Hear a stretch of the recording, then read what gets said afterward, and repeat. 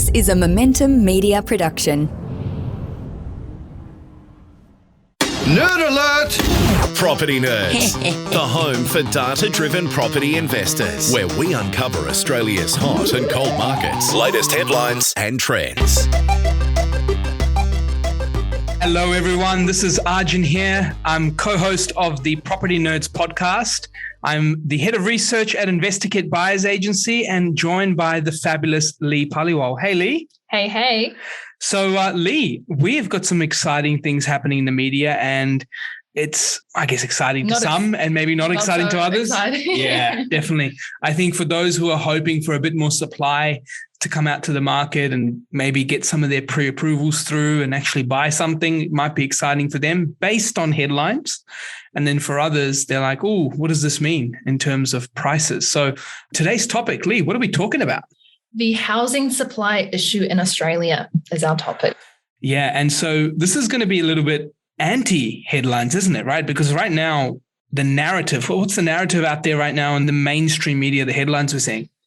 Don't buy property now. The market is slowing. The bank's predictions and media talking about, supply coming back. Yeah, there's a lot of different things, but it mainly is the market is slowing down. Well, when we break down supply, what are the different types of supply when people think of housing? So there's 3 types of dwellings, or supply types, I should say. Construction of dwellings, newly built dwellings, which are already complete. So that's the construction of newly built. That's the first one you've got. And then what's the second one? So construction meaning to be built, not yet built. Yeah. Existing built dwellings, and then rental dwellings. Right. So we got, hey, this is the supply that we're going to build out there. This is the supply that's existing, built for sale once more. And then there's the supply of rental properties like vacancy rates and stuff. Correct. Did I get that right? Yes. Right. So, when we look at that, I think what's going to be interesting is kind of seeing what we're seeing versus what the articles are saying, right? Because that's Correct. going to be the big call out for today's episode, is diving deep into the supply. But when it comes to supply, Lee, I guess it all has to start somewhere before the house even comes in the equation. It starts with lending. So what's been happening in the lending world right now? Yeah, so as I do, I usually go through the ABS lending indicators each month. So beginning of this month, March, January 2022 numbers have come through. Yeah. And so what they're showing are as follows. So in terms of overall housing, so total housing has rose by 2.6%, and that's to a record high of 33.7 billion, which was 18.2% higher compared to the same time a year ago. Huge. And so that's kind of point one, right? Which is, if housing usually has a lag of 6 to 12 months, and we've had a rise in housing on Jan end data by 18.2%. By the 2.6%, right? And then it was 18.2% higher than 1 year ago. Yeah. And then on top of that, you get a record value of housing data from finance perspective. That doesn't really tell the same picture as what the media is saying, is it? Well, correct. It's going higher, not downwards, which is slower. Exactly. And what are investors up to these days from their finance perspective? Yeah, they've hit a record high again. So investor housing rose by 6.1%. And so that's a record high of $11 billion. And that has drove the rise in total new housing loan commitments, which I mentioned before. And then obviously then there's owner occupiers, and housing has rose by 1% to 22.7 billion for the owner occupiers. So owner occupiers still the usual, double the lending power of, investors right now out there, but investors with a new record. Lee, we spoke about, I guess, offline as well, who the finance take-up is truly coming from and where this boom really started. And everyone's been giving investors slack in terms of, you investors are rising up all the prices and, popping up all the demand in this market. It's not so much the homeowners who are trying to buy a house.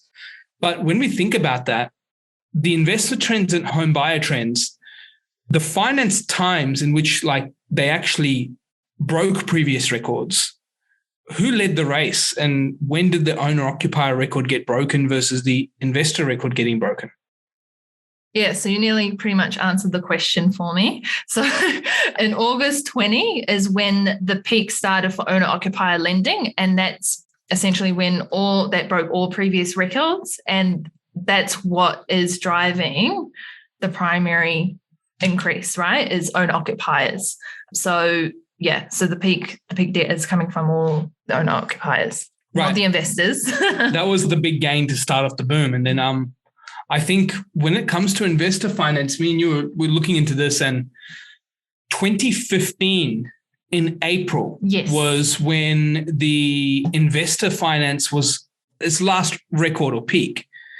And I believe that we only passed that peak of investor lending in November 2021, which means that for November 2021 to start the peak of investor lending, or the new peak, and that's when now we're beyond the previous highs, it truly shows that investors are playing catch up for such low lending in between 2015 and now.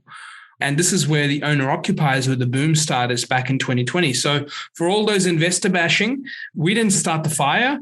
The big boom really picked off in 2020, and that was largely driven by owner occupier finance, not investors. But now investors are in the surge and rising by 6.1 in comparison to the owner occupier 1% rise. So it's great to see, I guess, just those trends of finance, because that clearly shows us what's in store for the next 6 months is still some very elevated lending levels transitioning to price levels.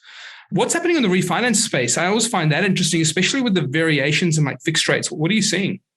So refinances are definitely still at huge levels, okay, but they are starting to trend down since August of last year, 2020. So that could be off the back of a couple of reasons. People who already potentially have great fixed rates. So now obviously we're seeing, there are a lot of mentions of those fixed rates going up for at least, I think, 5 months now. It's been happening. So fixed rates are going up.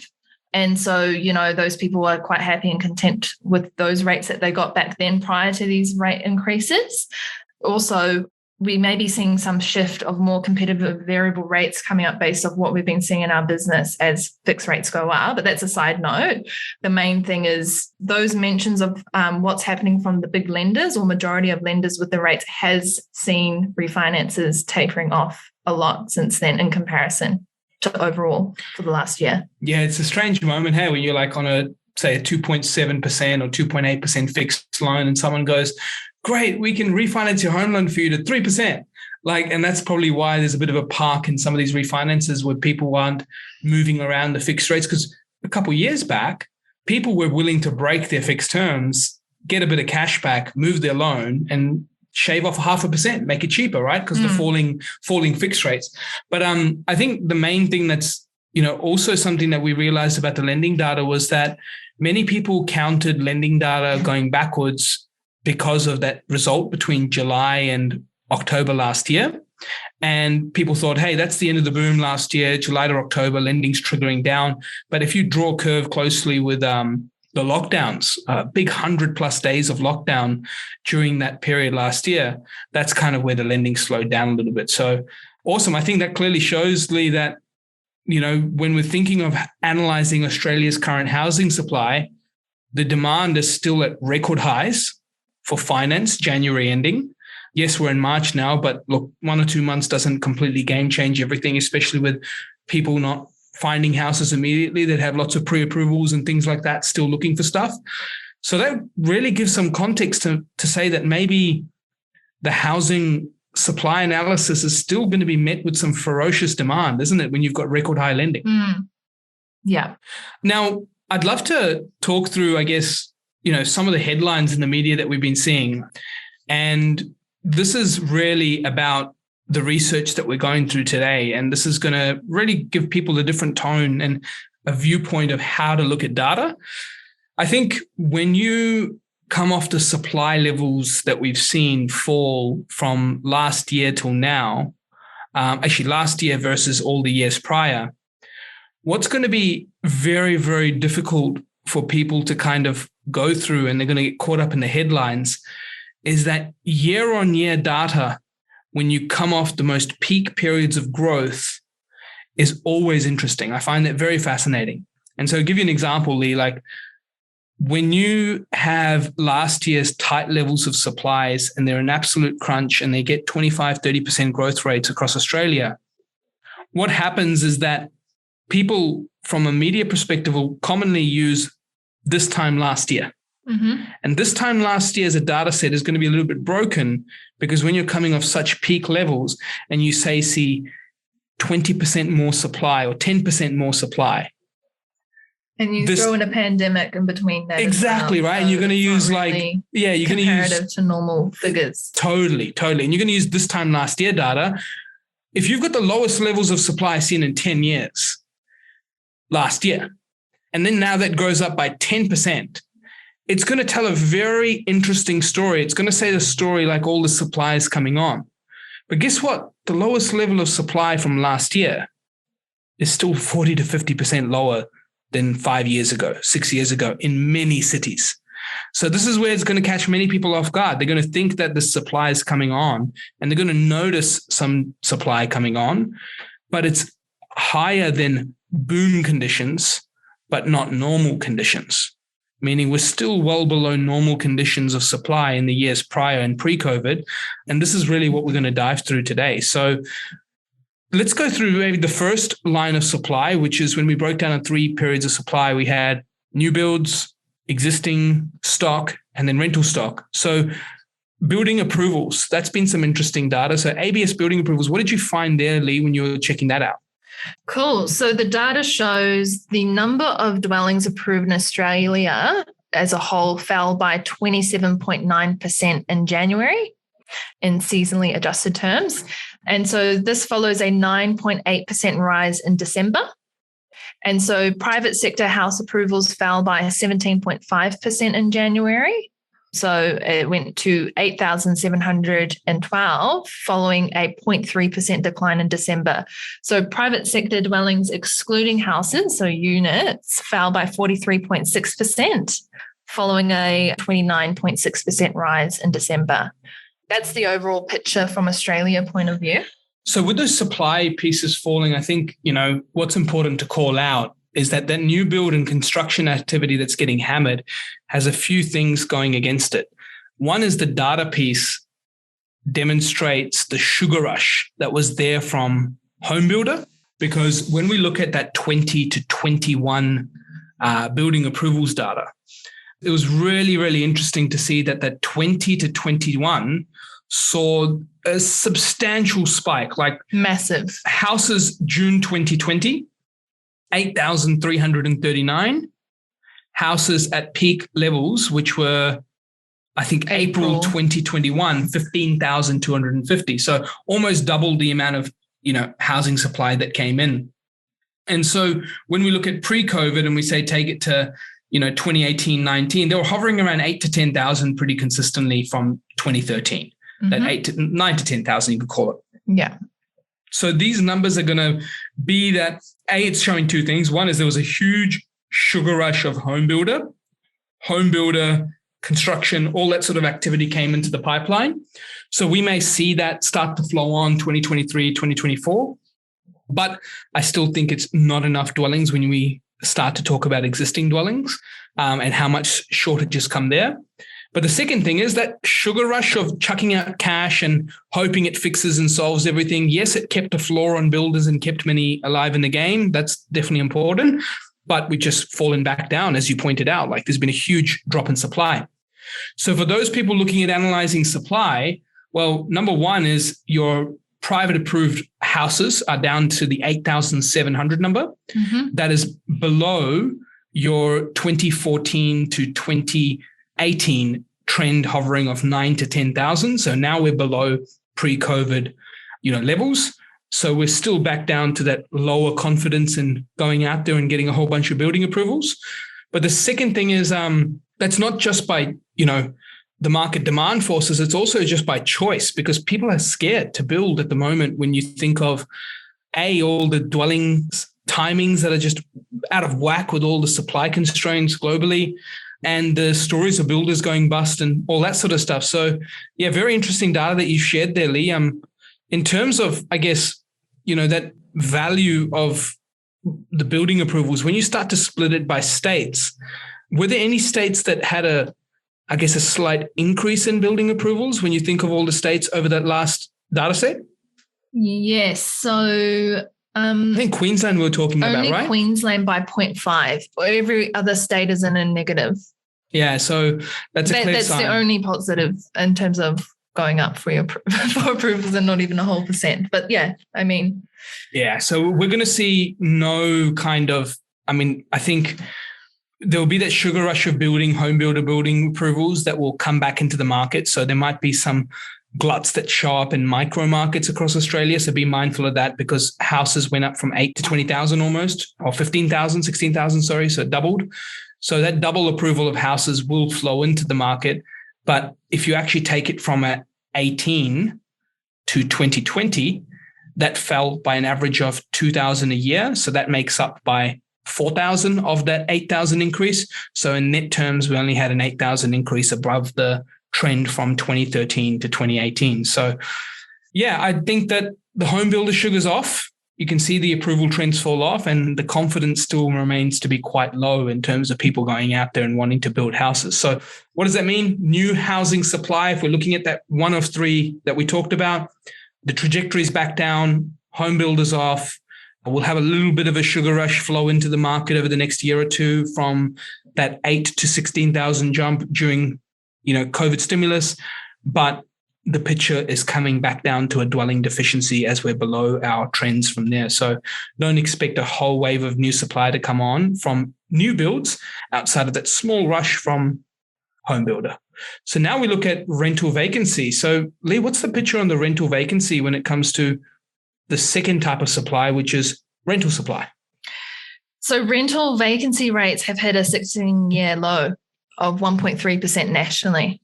Wow. That's scary. That's crazy, right? Scary, yeah. And that's down. Hardly any properties. That's nothing. Yeah. And so that's down by 0.3 for January compared to the previous month. So yeah, it is scary. So having a look here. What happens when you look at the, the lowest capital? What was the lowest capital out of all of them? It was. I think it was Adelaide, wasn't it? Adelaide at 0.7 or yes, Hobart? 0.5. Yeah, wow. So we had Hobart at 0.3, which is huge. And so Hobart at 0.3 is little to nothing. And then we only had 3 capital cities over 1%. So Sydney, Melbourne and Brisbane. 2.1, Melbourne 2.7, and Brisbane 1.1. So if Sydney drops down a little bit more, it would hit the balanced mark. So at InvestorKit, our research suggests that 2% is the balance mark, not 3. Melbourne is still not in a healthy position at 2.7, but it has been recovering. Jan 2021 at 4.4, December 2021 at 3.2, and now at Jan 2022 at 2.7. So the trajectory is moving in the right direction. So Lee, that's a lot of cities below 1% then, just out of our capitals, and the majority of the regionals are below 1% as well. So I guess, what does that mean for rents? It's hard to find a rental property for people. So basically, with all the rental vacancies over January and the drops that were larger than expected, it's worse for tenants. So the weekly rental listings in February to date have fallen further for our largest capital cities. So it's just it's an acute shortage of rental properties for those people looking to rent. And so, the shortage has been transitioning into larger surges in weekly rents across the country.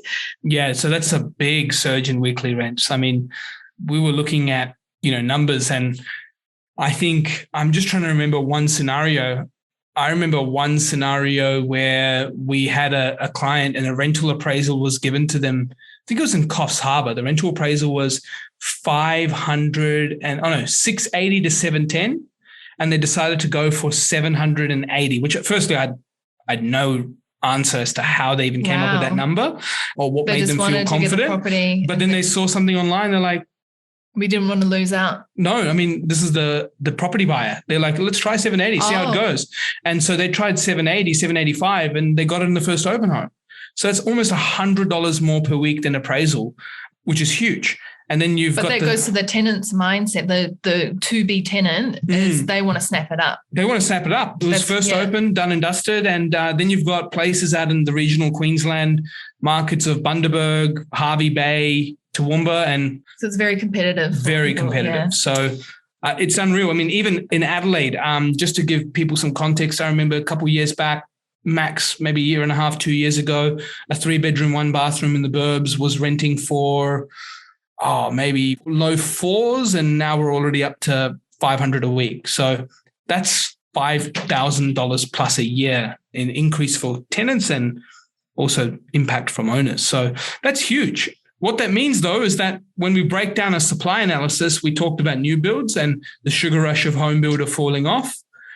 Now we've got rental vacancy. It's at a 16-year low.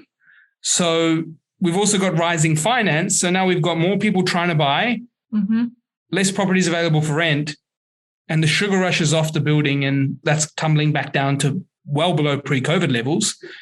So Lee, let's go through the recent report by PropTrack. So PropTrack, also known as, I guess, realestate.com.au. And this is where people are going to get quite conflicted with the listings report, right? So could you give us your thoughts in terms of what's happening on the PropTrack listings report that you read? So property markets around Australia have had a busy February. And so they've been continuing the strong start for 2022. So essentially new listings nationally on realestate.com.au have picked up by 27.3% month on month in February. And also new listings were 13.5% higher than they were February in 2021. So that's the part where people are going to go, oh my God, lots of listings. Listings are everywhere. And this is the key where many make mistake with data. At the start of this episode, I was talking about the importance of not looking at a peak period of returns and using year-on-year data in the year following the peak. So short answer is yes, we've come off the peak of gains. We've come off the peak of extremely tight housing conditions and low stock.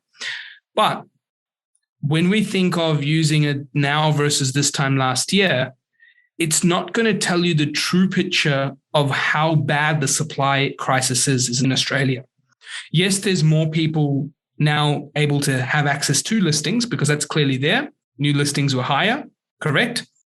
New listings were higher month on month, and this time last year, correct? But this is where we start to look at it, from a research perspective, from this time pre-COVID, this time last year, this time 3 years ago, this time 5 years ago. Because the key is that when you're looking at data, if you go from this time 5 years ago, the problem there is that you look at it and you go, whoa, like that supply is way lower. But if you look at it from this time to last year, you're going to look at it from last year and go, oh, wow, supply is way higher. But when you look at it in comparison to 5 years ago, it's still quite low. If it's higher than this time last year, and this time last year produced 25% gains across many cities, don't think that it's a sign of pressure relief to that extent where you can go, now prices fall.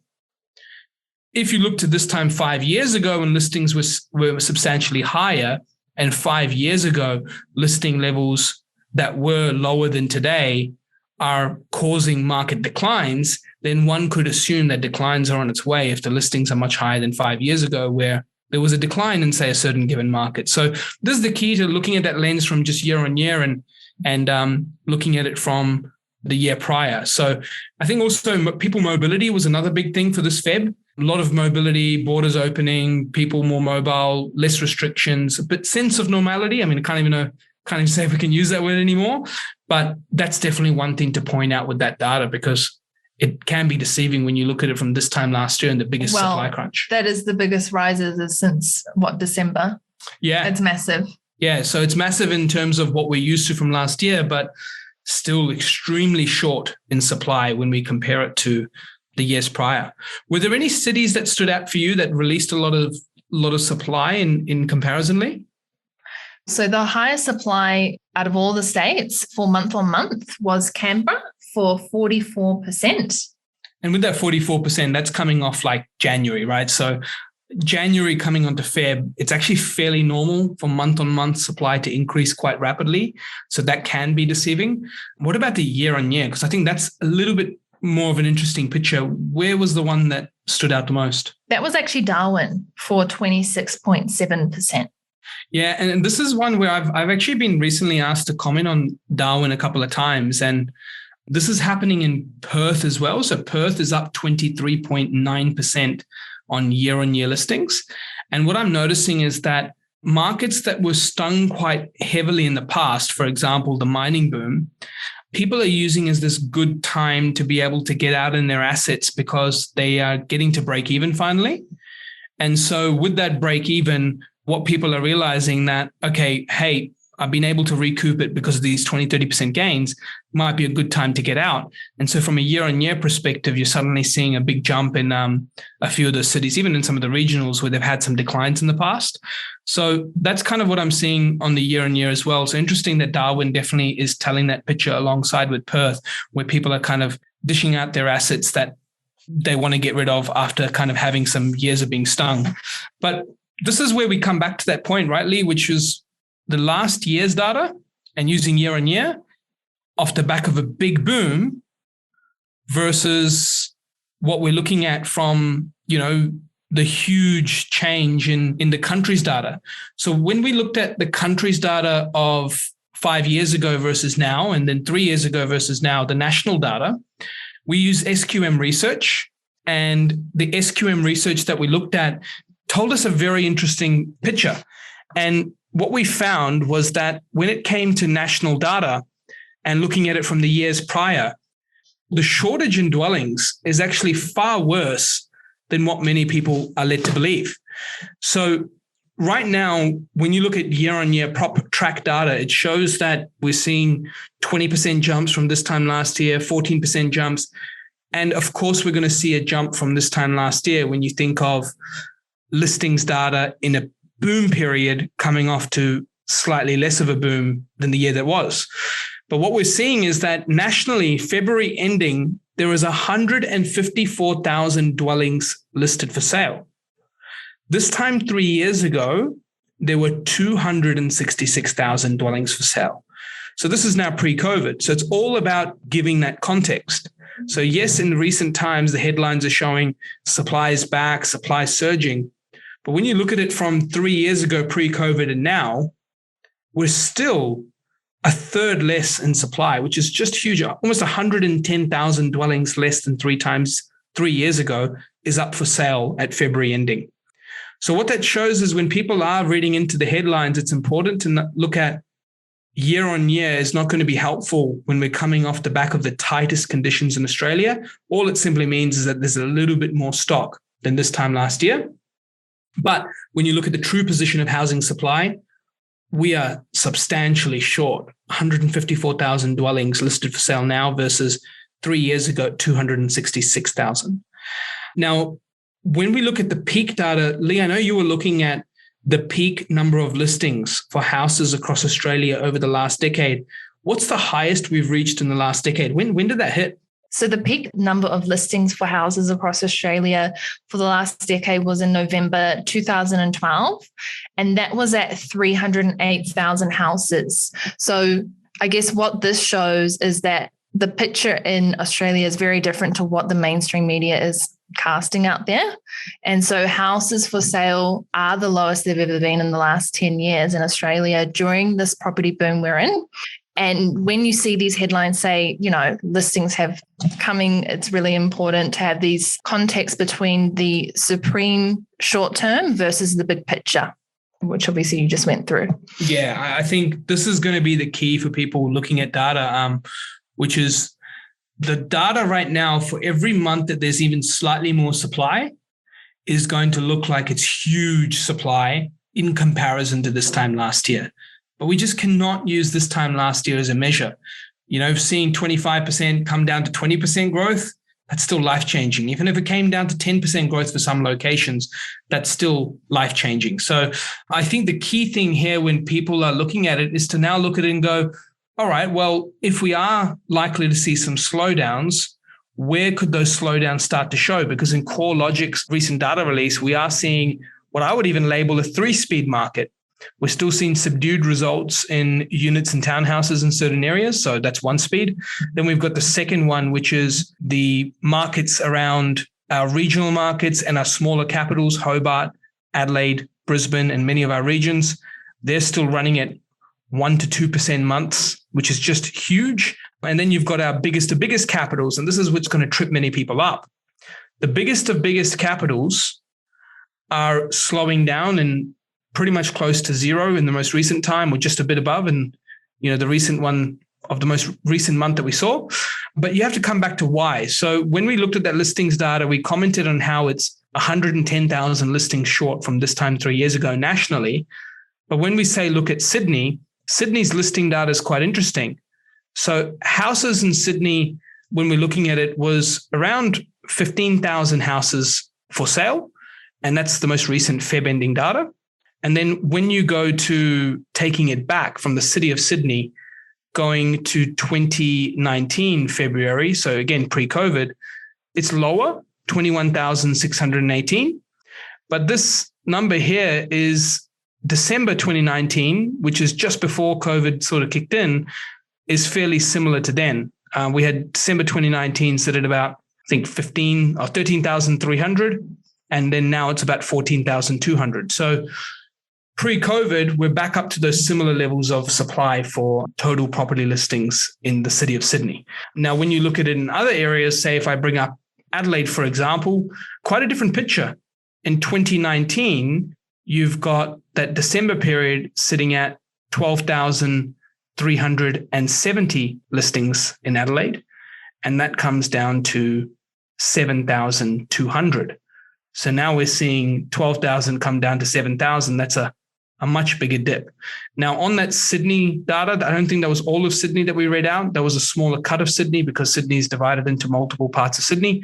But this just shows the interesting landscape where some supply levels are back up to similar levels pre-COVID, where other cities in our smaller capitals are still 20 to 30% lower than pre-COVID. So as you're out there navigating through the headlines, our biggest tip here and our assessment of supply is that building approvals are still falling off the back of that home builder stimulus. Finance levels are picking up quite heavily and still quite high based on January ending data. Record highs, actually, investors as well. And then lastly, our rental markets are in a huge deficiency with rents likely to grow and still grow at rapid levels due to the trend of where rents are. And existing housing supply with Feb ending data is still substantially lower than what we're seeing in, 3 years ago, almost 110,000 listings less for houses than 3 years ago. So it shows that we are still amongst some of the tightest conditions Australia has seen. And what you'll need to be mindful of is where of those areas across Australia where price growth has been phenomenal, affordability might be starting to get stretched. Their local economies aren't as strong or diverse. There is a leakage of people leaving, and combining that with supply or levels of listings in line with where they were pre-COVID. That's kind of where the markets that may show up, and we just gave an example there, which is going to show that the national result or certain markets aren't as strong as they were the year prior. So that's it from us at the Property Nerds, and I hope you guys found tremendous value from diving into supply data, building approvals, existing supply, and rental supply. And thank you as always, Lee, for your deep dive into the finance data. Very helpful. And I think next time we're going to have a guest on to join us. Who are we going to mention it now, or wait, we'll get it to tune in? It's a bit of a surprise. What industry? All right, well, we've got a demographer. I think that's how I pronounce it, a demographer, okay. Right? So we're looking to have them on for next episode, and that's going to be fun. Awesome. Well, tune in next time, guys, and we'll speak to you then. Game over.